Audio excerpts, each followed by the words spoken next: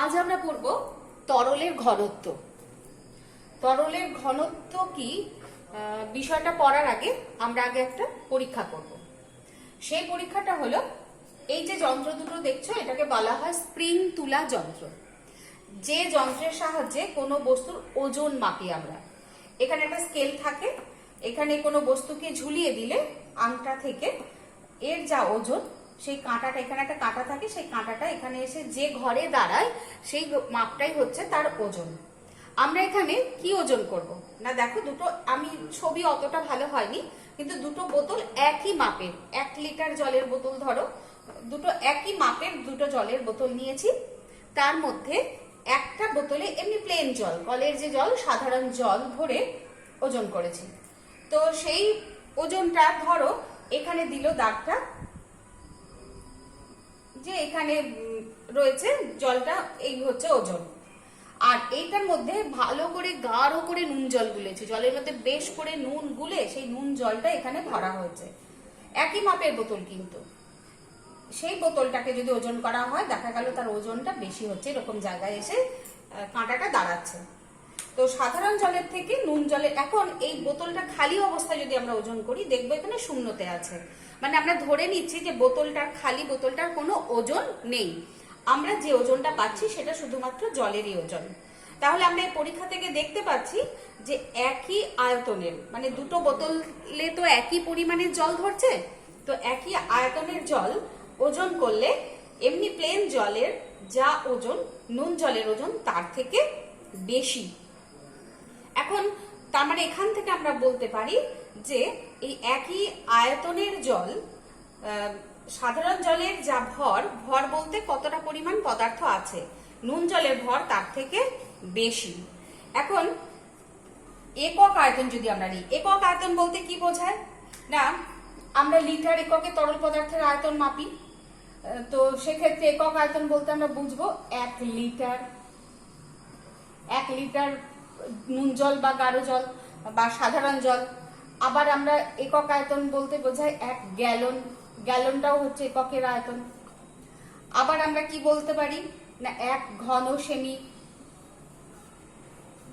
বা 1 ঘন মিটার, এরকম অনেক আয়তনের একক আছে। একক আয়তন বলতে 1, এই 1 লিটার, 1 গ্যালন, এগুলো হচ্ছে একক আয়তন। এই একক আয়তনের পদার্থের যে ভর তাকেই বলা হয় ওই বস্তুর ঘনত্ব। অর্থাৎ আমরা ঘনত্ব বলতে তোমরা যেটা বুঝবে যে কতটা ঘন, যেমন ধরো দুধ, দুধে যদি জল বেশি থাকে, দুধের পরিমাণ কম থাকে, তাহলে দুধ পাতলা। দুধের মধ্যে জল কম থাকলে, দুধের পরিমাণ বেশি থাকলে দুধ হচ্ছে ঘন। আবার ধরো ছাতুর শরবত তৈরি করছো, যদি অল্প ছাতু দাও জলের মধ্যে তাহলে হচ্ছে সেটা পাতলা, বেশি ছাতু দিয়ে গুললে সেটা হচ্ছে ঘন। অর্থাৎ ঘনত্ব বলতে আমরা কি বোঝাচ্ছি, একটা নির্দিষ্ট আয়তনের মধ্যে ওই পদার্থ কতটা পরিমাণে আছে। কতটা পরিমাণ বলতে কি বোঝায় না, পদার্থের ভরকে। কোনো পদার্থ, ধরো একটা বই, বইয়ের মধ্যে কতটা কাগজ আছে সেটা হচ্ছে বইয়ের ভর। সেরকম ছাতুর শরবতের মধ্যে কতটা ছাতু আছে, সেই ছাতুটা হচ্ছে ছাতুর ভর। এখন শরবতটা কতটা ঘন বলতে কি বুঝবো না, একক আয়তনের মধ্যে, মানে একটা নির্দিষ্ট আয়তন, 1 গ্লাস পরিমাণ জল ধরো, সেটা একটা জলের আয়তন, তার মধ্যে কতটা ছাতু আছে, কতটা ভরের ছাতু আছে, সেটাই হচ্ছে ছাতুর শরবতের ঘনত্ব। তার মানে আমরা কি বলবো যে একক আয়তনের ভরকে বলে, একক আয়তনের ভর হলো ঘনত্ব। আমরা একে যদি এইভাবে লিখি, আমরা ঘনত্ব নির্ণয় করতে গেলে আমাদের এই গাণিতিক সমীকরণটা ব্যবহার করতে হবে। ঘনত্ব সমান ভর বাই আয়তন। অর্থাৎ কোন একটা নির্দিষ্ট আয়তনের পদার্থ, ধরো একটা কাঠের টুকরো, এটা কাঠের টুকরো, এর আয়তন ধরো ভি, আর এর ভরটা আমি মাপলাম, সেটা হলো এম। ঠিক আছে, কাঠের টুকরো, তার আয়তন হচ্ছে ভি, তার ভর হচ্ছে এম। তাহলে ভি আয়তনের কাঠের টুকরোর ভর হচ্ছে এম, একক আয়তনের কাঠের টুকরোর ভর কত হবে, এম বাই ভি। এই যে এম বাই ভি, এটাকেই বলা হয় ঘনত্ব। অর্থাৎ ঘনত্ব সমান ভর বাই আয়তন। এটা হচ্ছে ঘনত্ব নির্ণয়ের একটা সমীকরণ। তাহলে আমরা কি দেখলাম, যে একই আয়তনের বোতলে যখন আমরা শুধু জল রাখছি তার যা ঘনত্ব বা যা ওজন, আর যখন নুন জল রাখছি তার ওজনটা বেশি। তার মানে কি, ঘন বস্তুর ওজনটা, যার ঘনত্ব বেশি তার ওজনটাও বেশি হবে। তাহলে একক আয়তনে বস্তুর ভরকে বলে ঘনত্ব। এই সংজ্ঞাটাকে অবশ্যই তোমরা ভালো করে মনে রাখবে। এখন দেখো, আমরা একটা ফাঁকা বোতল নিলাম, সেই বোতলটার আয়তন ধরো 1 লিটারের একটা বোতল নিলাম। সেই 1 লিটারের বোতলটাকে নিয়ে তার মধ্যে আমরা বোতলটা কত নিলাম, 1 লিটারের একটা বোতল। 1 লিটারের জলের বোতল তোমরা দেখেছো। সেই 1 লিটারের বোতল নিয়ে তার মধ্যে জল ভর্তি করলাম। প্রথমে ফাঁকা বোতলটাকে ওজন করে নিলাম, সেটা ধরো প্রায় শূন্য, আমরা ধরে নিলাম বোতলের কোনো ওজন নেই। এবার 1 লিটারের বোতলে জল ভরলাম, তাহলে জলটার আয়তন কত, 1 লিটার আয়তনের জল। এবার তাকে স্প্রিং তুলাতে লাগিয়ে তার ওজন বের করব। ওজন বলতে কিন্তু ভর বোঝায়। ভর এবং ওজনের একটা সূক্ষ্ম পার্থক্য আছে, সেটা তোমরা বড় হয়ে বুঝবে। আপাতত আমরা ওজন কথাটাই বলি। 1 লিটার বোতলটাতে জল ভরলাম, অর্থাৎ 1 লিটার আয়তনের জল ভরা হলো। এবার তার ওজন করলাম, তার ওজন হলো 1 কেজি। ঠিক আছে? তাহলে 1 লিটারের বোতলের যে জল, 1 লিটার জলের ওজন বা ভর হলো 1 কেজি। তাহলে এর ঘনত্ব কত হবে জলের? তাহলে জলের ঘনত্ব হবে, আমরা কি করলাম, ভর বাই আয়তন। একক আয়তনের ভরকেই বলে 1 কেজি। এখানে একক আয়তন বলতে 1 লিটারের আয়তন, 1 লিটার আয়তনের ভর 1 কেজি। তাহলে ঘনত্ব হবে, আমরা কিভাবে একক দিয়ে প্রকাশ করব সেটা বোঝানোর জন্য এটা করা, ভর বাই ঘনত্ব। এখানে ভর কত, 1 কেজি। আর আয়তন কত, সরি একটা ভুল লিখলাম আমি এখানে, ঘনত্ব না, এটা হচ্ছে আয়তন। ভর বাই আয়তন। ভর কত এখানে, 1 কেজি। আর আয়তন কত, 1 লিটার। তাহলে তোমার ঘনত্ব কত হলো, 1 কে 1 দিয়ে ভাগ করলে 1ই হয়, 1 কেজি প্রতি লিটার। এটা হলো ঘনত্বের একটা একক। কেজি প্রতি লিটার, এটা হলো ঘনত্বের একটা একক। এছাড়াও আমরা ঘনত্বকে আরো অন্যান্য এককে প্রকাশ করি। সেক্ষেত্রে আমরা ভরকে যদি গ্রাম এককে, এখানে ভরকে দেখো কেজি এককে প্রকাশ করা আছে, আমরা ভরকে যদি গ্রাম এককে প্রকাশ করি এবং আয়তনকে যদি ঘন সেমি এককে প্রকাশ করি, সেক্ষেত্রে আমাদের ঘনত্বটা কি হবে।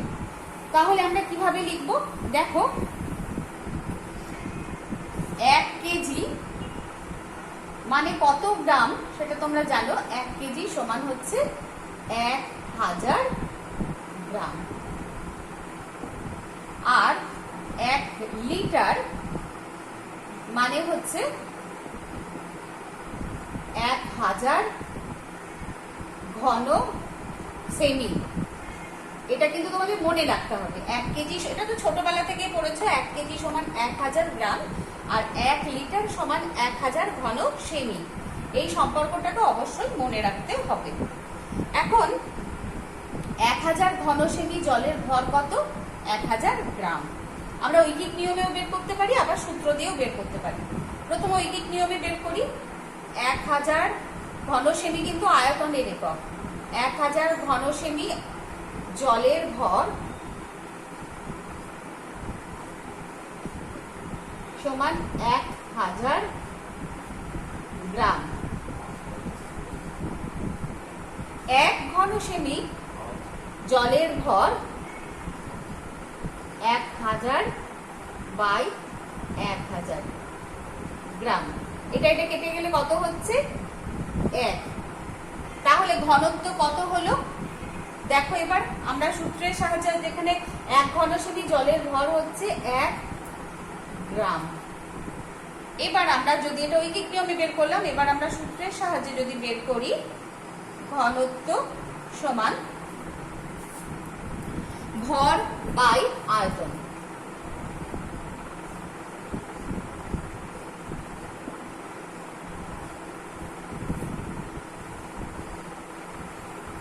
ঘনত্ব সমান ভর বাই আয়তন। ভর কত এখানে? 1 গ্রাম।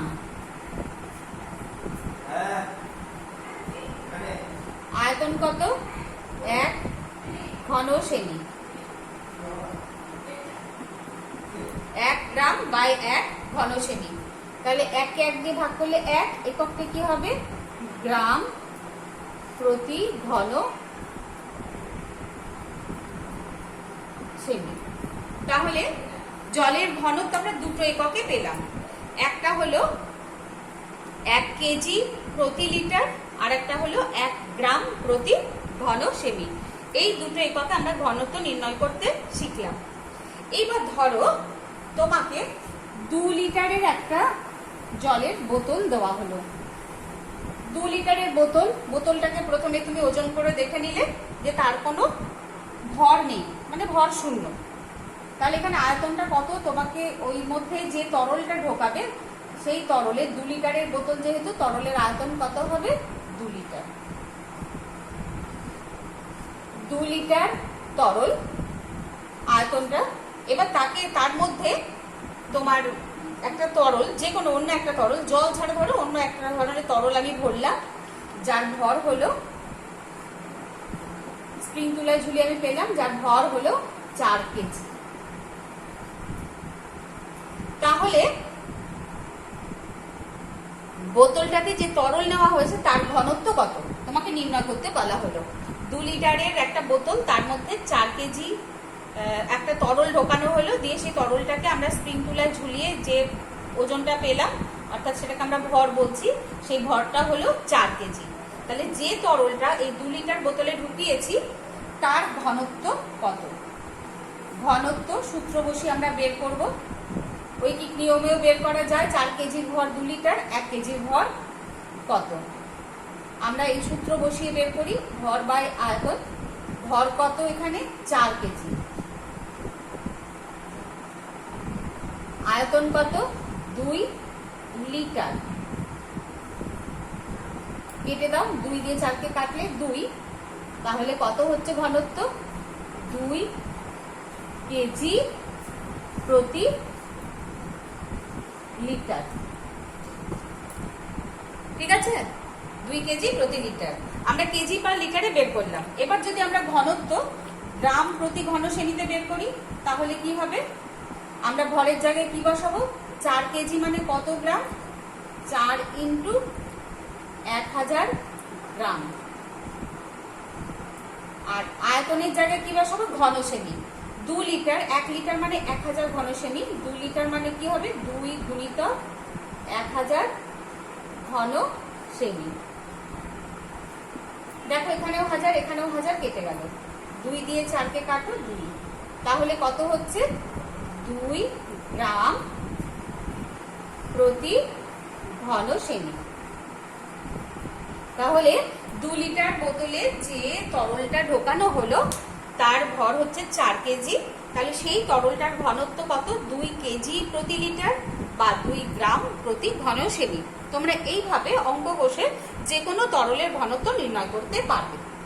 এবার দেখো, পারদ তোমরা দেখেছো থার্মোমিটারে থাকে, সেই যেটা দিয়ে জ্বর মাপা হয়, সেই থার্মোমিটারের সামনেটা দেখবে, মানে ছুঁচলো জায়গাটা, কুণ্ডলিটা, যেখানে একটা চকচকে রূপোর মতো তরল ভরা থাকে, সেটা হলো পারদ।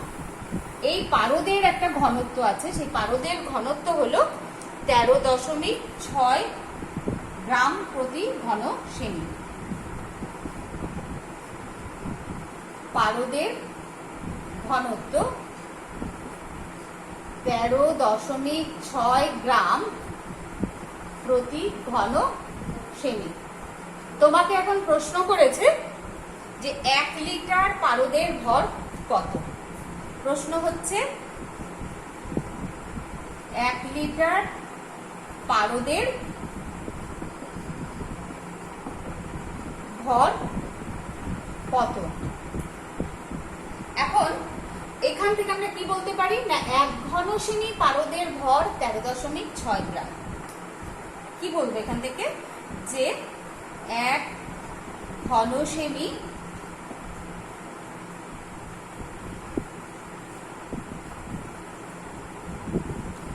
পারদের ভর 13.6 গ্রাম। আর 1 লিটার চেয়েছে, 1 লিটার মানে কত, 1000 ঘন সেমি। 1 লিটার সমান 1000 ঘন সেমি পারদের ভর, 13.6 কে 1000 দিয়ে গুণ করতে হবে, 1000 গ্রাম সমান 1 3 6 3টে 0 1 2 3 দশমিক 1টার পর, তাহলে এটা কেটে গেল, অর্থাৎ 13,600 গ্রাম। গ্রামে যদি প্রকাশ করো তাহলে হলো 1 লিটার পারদের ভর 13,600 গ্রাম। আর এটা যদি কেজিতে প্রকাশ করতে হয় তাহলে একে 1000 দিয়ে ভাগ করতে হবে, 1000 দিয়ে ভাগ করলে এটা কেজিতে পেয়ে যাবে। এখানে তোমার গ্রামে চেয়েছে 1000 কেজি, 3টের পরে দশমিক বসবে, অর্থাৎ 13.6 কেজি। বোঝা গেল? তাহলে ঘনত্ব কিভাবে বের করতে হয়, ঘনত্ব বিষয়টা কি, এটা তোমরা বুঝতে পারলে যে কোনো পদার্থের একক আয়তন আমরা নেব, সেই একক আয়তনের যে ভর সেটাই হলো পদার্থের ঘনত্ব। এখন ধরো একটা বাটিতে তুমি কিছুটা জল নিলে, তার মধ্যে একটু সর্ষের তেল ওর মধ্যে ফেলে দিলে বা নারকেল তেল ফেলে দিলে, কি দেখবে, তেলটা ওপরে ভেসে থাকবে না তলায় ডুবে যাবে? অবশ্যই বাটির জলের ওপরে তেলটা ছড়িয়ে যাবে, তেলটা ভেসে থাকবে। এখান থেকে তোমার কি ধারণা হতে পারে যে কে বেশি ভারী, জল না তেল, কার ঘনত্ব বেশি? অবশ্যই জল, তাই সেটা নিচে যেটা ভারী সেটা তলায় থাকবে, যেটা হালকা সেটা উপরে থাকবে। তাহলে জলের ঘনত্ব বেশি, তেলের ঘনত্ব হচ্ছে কম। আমরা ওই যে ঘটনাটা, যেহেতু জলটা তলায় থাকে তেলটা ভেসে ওঠে, আমরা এখান থেকে কি বলতে পারি, তেলের ঘনত্ব কম। কার তুলনায়? জলের ঘনত্বের তুলনায়, অর্থাৎ জলের ঘনত্ব বেশি। এখন ঘনত্ব মানে একক আয়তনের ভর। এবার বলো 1 লিটার জলের ভর যা হবে, 1 লিটার জলের ভর, 1 লিটার জলের ভর 1 লিটার তেলের ভরের থেকে বেশি, তাই জলের ঘনত্ব বেশি। তাহলে 1 লিটার জলের ভরের থেকে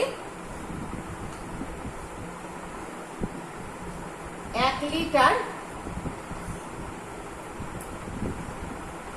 তেলের ভর কি হবে এখান থেকে ভেবে বলো। 1 লিটার জলের ভর হচ্ছে জলের ঘনত্ব, 1 লিটার তেলের ভর হচ্ছে তেলের ঘনত্ব। বাটিতে জল রেখে তার উপর তেল ফেললে তেলটা ভাসে, তার মানে কি তেলটা হালকা। তাহলে 1 লিটার জলের যা ভর তার থেকে 1 লিটার তেলের ভর অবশ্যই কম হবে। ঠিক আছে? তাহলে আমরা আজকে তরলের ঘনত্ব, আমরা এখানে সমস্ত পদার্থের ঘনত্বের ক্ষেত্রে এইভাবে ধারণা করতে পারি। আজ আমরা মেনলি তরলের ঘনত্ব সম্পর্কে আলোচনা করলাম। এটা তোমাদের বিজ্ঞান বইয়ের 7 এবং 8 পাতায় আছে। খুব ভালো করে এটা শোনার পর খুব ভালো করে বইটা রিডিং করে নেবে। তারপর আমি প্রশ্ন পাঠাবো, তখন তোমরা সমস্ত প্রশ্নের উত্তর লিখতে পারবে। এখানেই ক্লাসটা শেষ করলাম।